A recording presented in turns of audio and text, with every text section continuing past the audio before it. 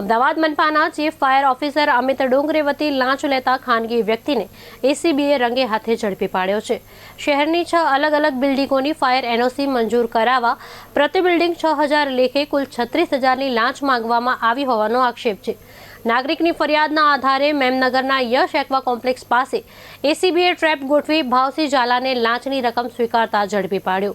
ફરિયાદ મુજબ લાંચની રકમ chief fire officer Amit Dongre વતી માંગવામાં આવી હતી। સમગ્ર મામલે એસીબીએ વધુ તપાસ હાથ ધરી છે। આજે ફરિયાદ દાખલ થઈ છે એ ફરિયાદી અમને અમારા મદદનીશ નિયામક વડોદરા એકમ છે BM પટેલ એમની સાથે અમને સંપર્ક કરીને એમની રજૂઆત કરેલી। એના આધારે અમે એમની જે માંગણી હતી લાંચની એ બાબતે વર્કઆઉટ કરી રહ્યા હતા।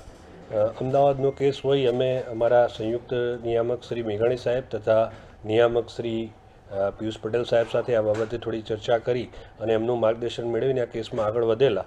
અને આ જે આરોપી છે અમિત આનંદરાવ ડોગરે કે જે ચીફ ફાયર ઓફિસર છે અમદાવાદ મ્યુનિસિપલ કોર્પોરેશનની અંદર વર્ગ 1ના અધિકારી છે અને એમને જે વચ્ચેના જે પ્રજાજન છે ભાવસિંહ પ્રતાપસિંહ ઝાલા, તો આ ભાવસિંહ પ્રતાપસિંહ ઝાલાના માધ્યમથી એમને લાંચની માંગણી કર્યાની હકીકત ધ્યાનમાં આવતા અમે તારીખ 7-8ના રોજ સાંજના સમયે આ બાબતે ડેવલપ કરી અને જ્યારે આ પ્રજાજન છે ભાવસિંહ પ્રતાપસિંહ ઝાલા એ આ ફરિયાદીની સમક્ષ આવેલા ત્યારે એસીબી ટીમે એમને એ વખતે લાંચના નાણાં સાથે ઝડપેલા અને એ વખતે એમની જે ફરિયાદ હતી એ મુજબ બિલ્ડિંગ દીઠ એનઓસીના ફાયરનું જે રિન્યૂ કરવાનું હોય છે, ફાયરની જે રિન્યૂ પોલિસી છે એ મુજબ દર 2 વર્ષે બિલ્ડિંગને ફાયર રિન્યુઅલ કરવાનું હોય છે।